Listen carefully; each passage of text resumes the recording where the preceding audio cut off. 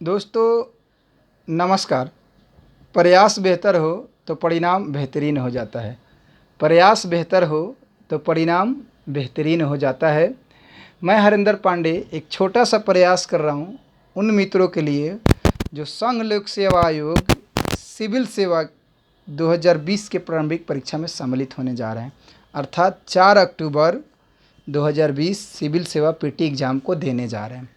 दोस्तों, जैसा कि आप जानते हो कि संघ लोक सेवा आयोग सिविल सेवा की तैयारी के लिए ठोस रणनीति, सही साधन, सही मार्गदर्शक और कठिन परिश्रम की ज़रूरत होता है। लेकिन अब समय नहीं है कि एग्जामिनेशन के पूरे पैटर्न पर बात किया जाए, परीक्षा के संपूर्ण प्रणाली पर बात किया जाए। अब तो समय है कि बचे हुए 2 महीना में क्या किया जाए कि प्रारंभिक परीक्षा को पास करके पूरे आत्मविश्वास के साथ मुख्य परीक्षा में सम्मिलित हुआ जाए। दोस्तों, वर्तमान दौर कोरोना का दौर चल रहा है, वर्तमान दौर संक्रमण का दौर चल रहा है। तो सबसे पहले आप इस कोरोना बीमारी से बचें। जो भी कोरोना के लिए गाइडलाइंस दिया गया है उसका दिल से पालन करें, स्वस्थ रहें और सुरक्षित रहें। दोस्तों, जो पहली बार परीक्षा देने जा रहे हैं वो घबराएं नहीं, बिल्कुल आत्मविश्वास को बनाए रखें और मुझसे जुड़े रहें। जो दूसरी बार परीक्षा या तीसरी बार परीक्षा देने जा रहे हैं और प्रारंभिक परीक्षा को पास किए हैं तो आपको पता है कि प्रारंभिक परीक्षा पास करने के लिए क्या करना चाहिए और कैसे करना चाहिए। तो आपको तो बिल्कुल सोचना नहीं चाहिए, आप आगे अपने मुख्य परीक्षा पर फोकस करें और मुख्य परीक्षा को ही देख के चलें, प्रारंभिक परीक्षा को ध्यान में रखते हुए। तीसरे वो मित्र जो लगातार परीक्षा दे रहे हैं, लगातार प्रयास कर रहे हैं, लेकिन कहीं ना कहीं वो असफल हो जा रहे हैं। दोस्तों, मैं आपके लिए बस एक ही सुझाव दूंगा, एक ही सलाह दूंगा कि आपको घबराने की ज़रूरत नहीं है, आपको कुछ भी सोचने की ज़रूरत नहीं है। बस आपको अपनी कमजोरी और अपनी कमी को जानने और उसे दूर करने की ज़रूरत है।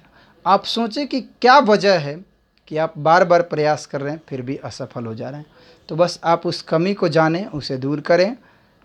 ईश्वर से दुआ करता हूँ कि आप इस बार प्रारंभिक परीक्षा में सफल और मुख्य परीक्षा में सम्मिलित होंगे। चलिए अपनी बातों को आगे बढ़ाते हैं। सबसे पहले आप स्वस्थ रहें, अपने आत्मविश्वास को बनाए रखें। दोस्तों, जब भी हम किसी से मिलते हैं, खासकर सिविल सेवा की तैयारी के लिए चर्चा करते हैं, तो अप्रोच पे लोग ज़्यादा बात करते हैं और होना भी चाहिए, करना भी चाहिए। लेकिन मेरा मानना है कि अप्रोच के साथ साथ कंटेंट, एग्जामिनेशन के ट्रेंड और नेचर पे बात होना बहुत ज़रूरी है और बहुत आवश्यक है। तो चलिए कुछ चीज़ों को करें आप। सबसे पहले आप एक सामान्य सा रूटीन बनाएं और उस बनाए हुए रूटीन को के साथ पूरा न्याय करें और पूरी ईमानदारी के साथ उस पर मेहनत करें आप। दोस्तों, साथ ही साथ आप यूपीएससी सिविल सेवा की सिलेबस, प्रारंभिक परीक्षा के सिलेबस को बारीक से एक बार देख जाएं, लगातार उसको 1 से 2 बार पढ़ जाएं, उसको देख जाए कि हाँ सिलेबस क्या है, सिलेबस क्या कह रहा है। उसके बाद 2011 कहने का मतलब है कि प्रारंभिक परीक्षा में उसी समय बदलाव हुआ था। 2011 के से लेके 2019 तक के क्वेश्चन पेपर को उठाएं।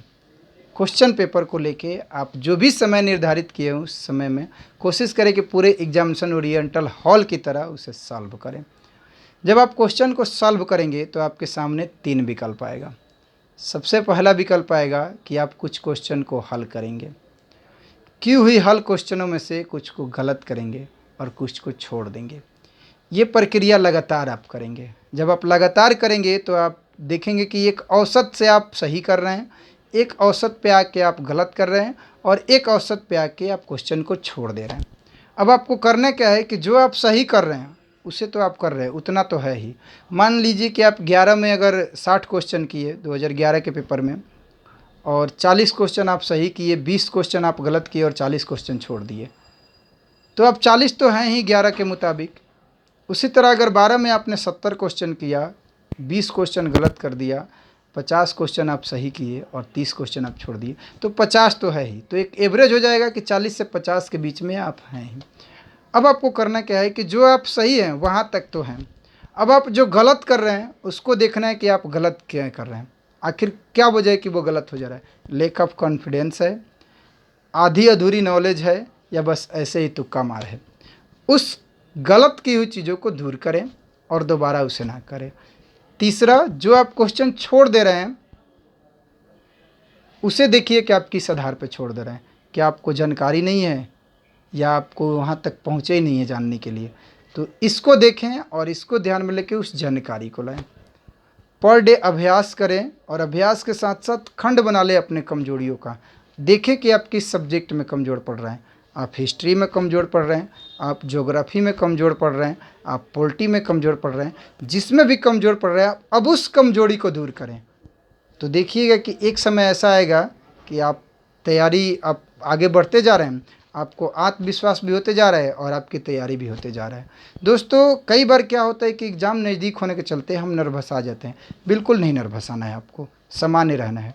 दूसरी चीज़ कि जो भी आपने पढ़ा है कमी को दूर करना है तो उसी साधन को उठाइएगा। मान लीजिए कि अगर आपने पॉलिटी के लिए लक्ष्मीकांत को पढ़ा है तो लक्ष्मीकांत से ही जाके सलूशन ढूंढिएगा। अगर आप डीडी बसु पढ़े हैं तो डीडी बसु से जाके उसकी कमी को दूर करिएगा, किसी और बुक का मत करिएगा, कोई नया बुक मत पढ़िएगा। हाँ, करेंट्स अफेयर को लगातार पढ़ते जाइएगा। जो भी हाल फिलहाल की घटनाएं हैं, खासकर एग्जामिनेशन के 1 महीना पहले से 1 साल पहले के करंट को ज़रूर देख जाइएगा। वैसे तो यूपीएससी में करंट का कोई ट्रेड नहीं होता है। 16 में करंट जो पूछा था वो 14 और 15 से जोड़ के पूछा था, फिर भी 1 साल के करंट सफिशेंट होता है। तो ये मेरा एक प्रयास था, उम्मीद करता हूँ कि आपको अच्छा लगा होगा। अगर ये मेरा प्रयास किसी भी तरह आपके लिए उपयोगी हुआ तो मैं अपने प्रयास को सार्थक समझूंगा, सफल समझूंगा। दोस्तों, अगर आपका एग्ज़ाम इस बार सही नहीं होता है, आपके मुताबिक नहीं होता है, तो आप घबराएं मत। पूरी विश्वास के साथ और पुनः जोश के साथ लगें। अगले बार आप पास करेंगे और सफल होंगे, अच्छे रैंकों के साथ सफल होंगे। अपने आत्मविश्वास को बनाए रखिएगा। मेरे ये प्रयास आपको कैसा लगा कमेंट करके ज़रूर बताइएगा।